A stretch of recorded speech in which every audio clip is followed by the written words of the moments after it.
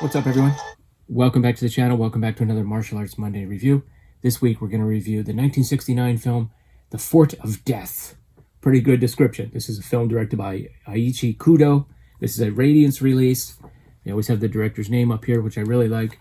And this is actually part of a box set, the Bounty Hunter Trilogy, starring the great Tomisaburo Wakayama, who many of you know as Ogami Ito from the Lone Wolf and Cub series. Now, this is the second film in this box set, the second film in the trilogies, and I'm starting with that one. Why am I doing that? Well, the other day I just wanted to watch something.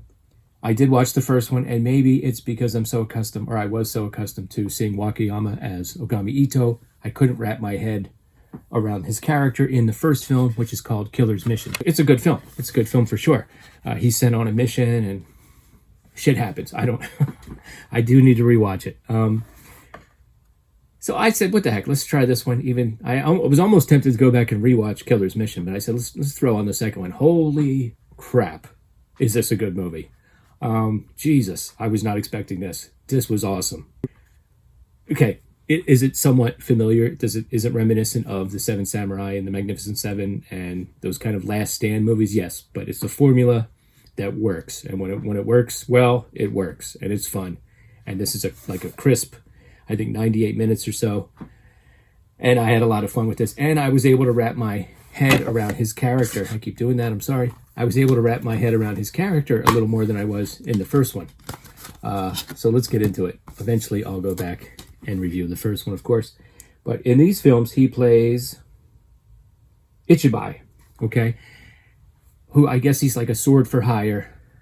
Maybe even a gun for hire, because there are quite a few firearms in this film, which I'll get to in a minute. But he's almost, I guess he's like a Renaissance man, because in this one he starts out, he's working in a doctor's office, and he's a doctor, and a poor unfortunate soul with like late stage gonorrhea comes to him, and he's like, you really should have come in here sooner. That looks bad. And he said, well, we need to take drastic action, or you're going to lose that part of your body. And he does not have the softest touch in the world. Let's put it that way. As a doctor, I felt bad for this guy.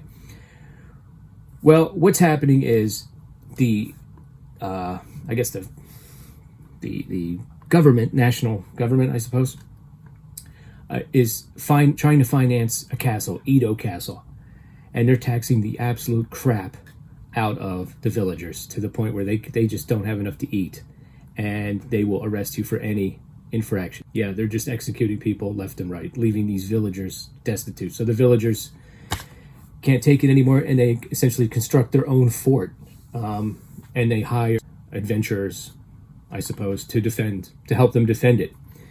So very familiar ground with films like Seven Samurai. And let me just mention real quick, these kind of samurai, I have to learn how to pronounce this, Chinbara movies,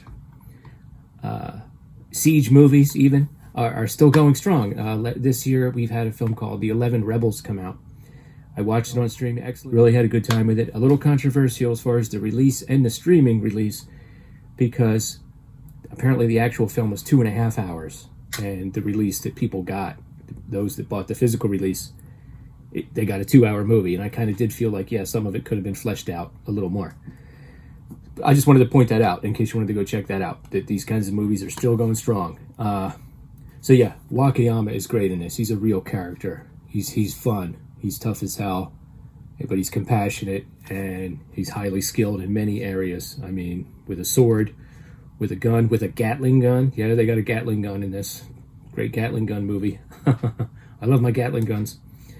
And the cast of characters in this is pretty fun. I like the villagers are not totally defenseless or bereft of courage, so they don't really go into that too much. But they are kind of in bad shape, including a woman who is a widower, and her mind is just not where her mind's not there. She's gone mentally, and she's throwing herself at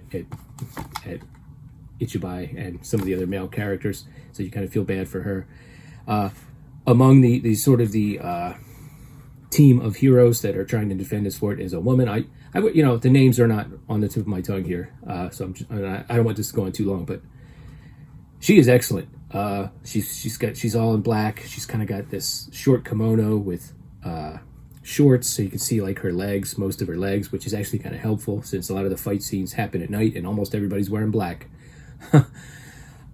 And, you know, the government forces are just sending waves of people, and they just keep attacking. There's a bridge involved, which they defend in a very clever way, and through a combination of grit and brute force and just ingenuity, they keep fending off the attack of the government troops.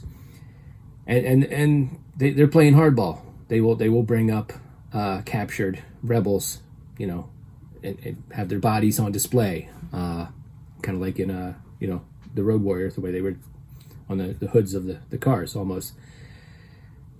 So yeah, they have a variety of weapons. At one point, he just suddenly takes the cloth off of this Gatling gun and starts going to town. And you know, Wakayama's a very stout guy, so there's a couple scenes where he's got to move it, so he just picks this thing up and starts running with it, and you know, this thing looks freaking heavy.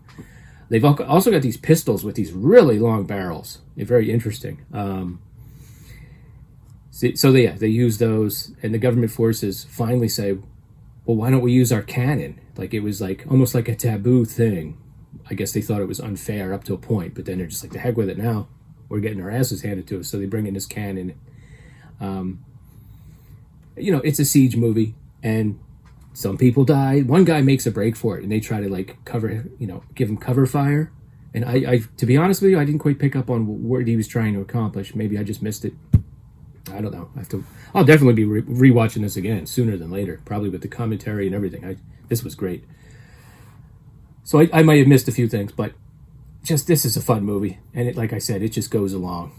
You know, familiar ground a little bit, but it looks great. Great action. There's some nighttime fights. Like I said, there's a few moments where it's hard to see, and then there's one fight that spills over into a bamboo forest, and a couple people do get like lit on fire and things like that. So now they're in this bamboo forest with a fire off to the side, so all the bamboo trees are sort of lit in a really cool way, and that's when our female ninja, I'll call her, springs into action, and she's pretty awesome. Yeah, really good stuff. A lot of fun. The release comes with a bunch of these cards.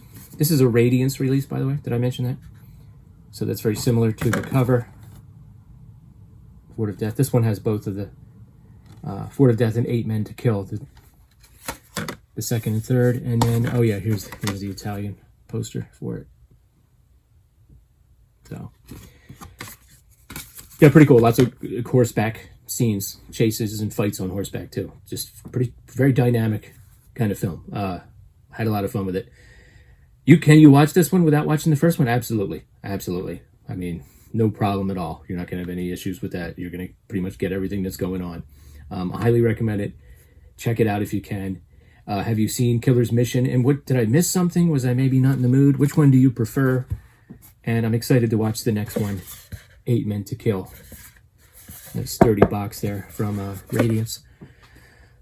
What are your thoughts? Let me know in the comments below, and come back again next time for another Martial Arts Monday review. Thanks.